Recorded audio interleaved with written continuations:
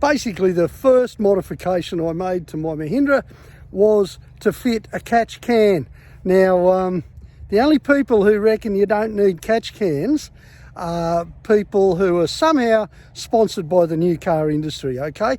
Obviously, the last thing you want to do is feed fumes through a new motor. So it's something I recommend straight away. Naturally, I've got a terrain tamer catch can. I've used them with my Toyotas. They're a great thing. I didn't get around to fitting the fuel filter, by the way. Not yet. I will eventually, just before the next trip. Now, first thing after that was to get it breathing properly. It took a few goes. Finally, we nutted out something that was absolutely spot on. Have a look and you'll see what I mean. A little while ago, you might have seen a grey 110 Land Rover. Actually, it was a Porsche colour, I think. And it had a Cummins 2.8 and it was in my driveway.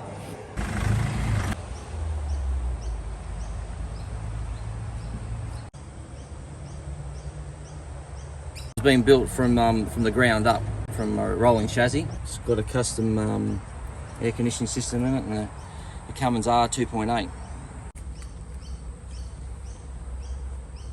Is there an intercooler under here somewhere? There sure is. It's as big as we could fit. We've put in custom engine mounts and got it just sitting in the right place so that we can fit everything neatly, tidy, easy to work on. See you, Zach. See you, Ruthie. And that was from Rybuck Customs. Now, whilst doing my homework, I found out that Rybuck Customs is affiliated with Hunter Valley Mahindra.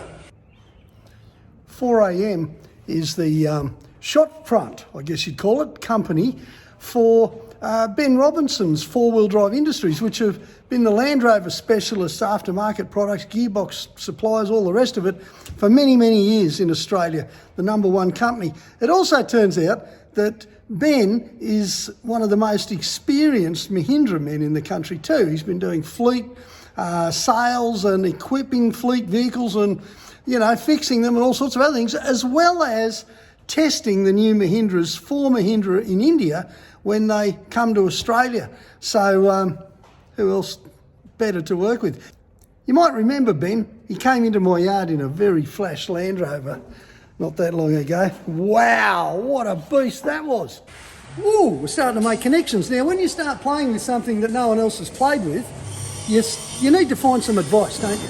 So I thought, righto, here's a good combination. And this is what we've come up with, because the first thing I wanted to do was get rid of this 2-inch exhaust system. Well, I mean, it's all right, you know, if you're just sort of going to stagger around the place. But I wanted a 3-inch, and if you remember too, they had a really bad flat spot up the back. So I had a yarn to the guys from Rybuck, and Ben and Zach, and what would you like, Ruthie? And we talked about dreams and all sorts of things. And this is what they've come up with. Here, Zach, hold this. Give me the phone. Thanks, mate. Right, now, all very professional and all. Look at this. So it starts right after the DPF.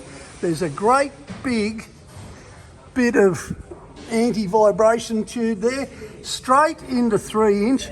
Here we've got a hot dog, which is really just as a resonator, you know, just modulated a bit. Exhaust system doesn't have to be loud to work well. Mounts wise, it's pretty awesome. We've got a slipper joint here, which is essential, really. And then look at the quality here. This is where, on the standard Mahindra, it gets flattened out, comes underneath. With a little bit of clever jiggery pokey, the Rybuck guys have designed something that flows up and over. See, we've got another 3-bolt joint here. Look at the quality of workmanship. Look at that. That mounting is just awesome. And another 3-bolt joint here, and she pops out the back as a full 3-inch mandrel bent the whole way exhaust pipe. Now that looks absolutely beautiful, but it needs to be proved. What do you reckon, Zach? I'll see how you go, Ruthie. We're really excited to see how this testing goes, and we really hope that the result is as good as we hope it to be. Mate, well, let's just see where we go, but too right. Good on you. Thanks, Zach. Awesome job. Cheers, mate. The amazing thing for me was how quiet this exhaust is, given that really it's not impeding flow at all.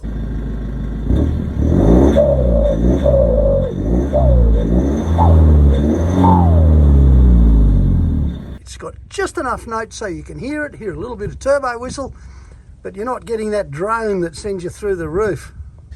We put my truck on the dyno and we ran it without the DPF filter up the front just to see how much difference that made. Now the amazing thing was that with or without the DPF didn't make much difference. The whole thing about a good exhaust system is, number one, it has to free flow the exhaust. You want to get it out as quick as you can. Number two, it has to be routed in such a manner that it can't be knocked into, busted, flattened, any of that kind of stuff.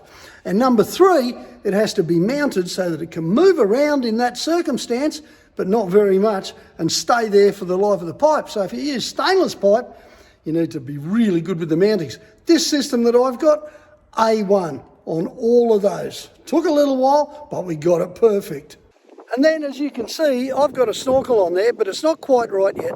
I need to get this right, folks, okay? I know a lot of people are watching this Mahindra modification stuff, and unlike playing with old trucks, I really need to make sure that I get it right, because if people are going to follow what I'm doing, I don't want them making mistakes. So I'm out here making the mistakes for you. The snorkel, 99% perfect, 1% off. When it's finished, this is going to be the best snorkel on the market. Probably not just for a Mahindra, but for anything else. See how we've tucked it into the body? We don't want a gap in there. That's where rocks and sticks and stuff get trapped, mud and all the rest. Adds to corrosion, all sorts of issues. And of course, the worst thing is, your mates push your new vehicle somehow, they muck it up. You want a snorkel tucked in. Hunter Valley Mahindra prepare vehicles for the mines, Mahindras for the mines. And so they've got a lot of experience in all sorts of things, especially suspension. And so I asked for recommendations, and basically what's available at the moment is the Mahindra upgrade kit, which is what they've fitted for me. Here, I'll show you through it. Bit wobbly boot there. Okay, now it starts out EFS. EFS makes this, so it's got their greasable shackles. You know, these are a nice leaf pack, and it gives you 40 mil extra. You can see a much bigger EFS shocky here. Up the front, well, there's our EFS again, and the torsion bar's been wound up to give about 40 mil extra up the front. Now, if you look at these shockies, see, to get a bigger shocky on that, you'd have to start modifying things. We might be going there in future. Like all things, the suspension took a while to bed in, and now, like 5,000-6,000 k's after we fitted it, it's really settled in. It's lovely. It still needs a few things, I reckon, to be ultimate, but then I'm a bit picky. However, having said that, it's a great upgrade, really. Instant lift, a much better ride, and the carrying capacity spot on. Because I'm going to be using the Mahindra for long distance outback trips, water was the next concern. Onboard water, it's the most lovely thing, it really is. So I went to Goff Plastics because they're from Townsville, they're local. I've used their stuff on both Milos. I've always used it, actually.